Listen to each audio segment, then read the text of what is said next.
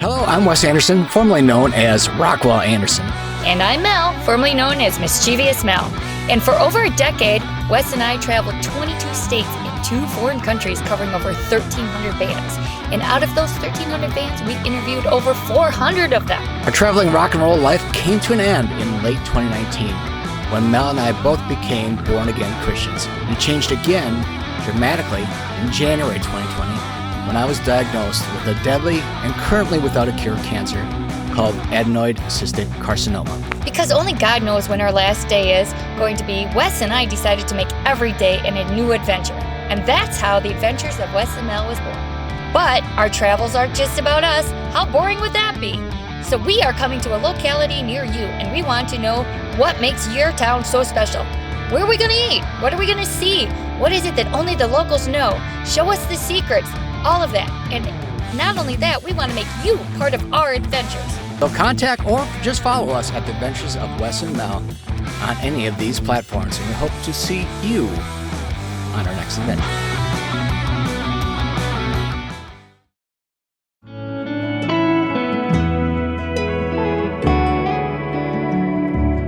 Hey guys, it's Mel from the Adventures of Wes and Mel. And do you know what we're doing today? We are making every day a new adventure. So today we came to the Maquoketa Caves in Maquoketa, Iowa. It is a state park, and in Iowa, God bless them, their state parks are free. So today we got to see one of the most beautiful places that I've ever seen, and that's saying a lot because we have traveled a lot. It is wonderful. There's something for everybody here. If you are a person that just wants to get your steps in, it's a beautiful place to walk.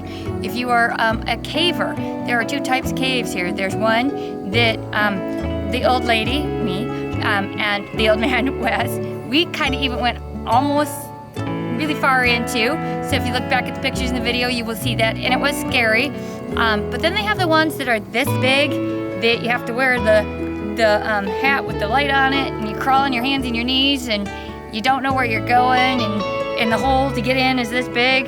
Yeah, we only have pictures of those, so it looks like a hole in a rock, which is what a cave is, but people actually crawl in those. And here at Maquoketa State Park, you can do that, which is awesome. Most places with caves will say cave, and then they'll have a big thing around it, like walls and tape. Don't go in here, there's caves. Wouldn't it be fun to go into the caves? So then people sneak into them. Nobody knows they're in there. A bear eats them, end of story. But here, they know you're going into the caves, so they check daily to make sure a bear hasn't eaten you. Speaking of that, on our walk, we saw a pile of poop like this big. So it had to be a bear. It just had to be. Or a mountain lion, or Bigfoot. Those are the 3 options that it's gonna be. Anyways, the whole point to this story is there's something for everybody. There's something for the very adventurous, there's something for the mildly adventurous, and there's something for the novice that just wants the day out. Maybe a walking date, maybe a great place for photos. And not only can you come here and go caving and do all that other fun stuff, you can actually camp here. And we didn't walk up to the campsites because why would we? We're not camping. But they have them. And, you know, we're coming, it is November 9th today. And by the grace of heaven, it is 75 in Iowa. So it was a great day to crawl into a cold cave. It was absolutely amazing out. I can't wait to come back here in the fall of next year when all these beautiful trees have leaves on them. And I also can't wait to see it in the summer. I think it is just an amazing place. So remember, be an adventurer in your own town. You don't know what's there, and people are like, hey, have you ever been there? And you're just too cool to go. Well, if you're too cool to go, you have missed one of the greatest adventures out there. So, make every day a new adventure.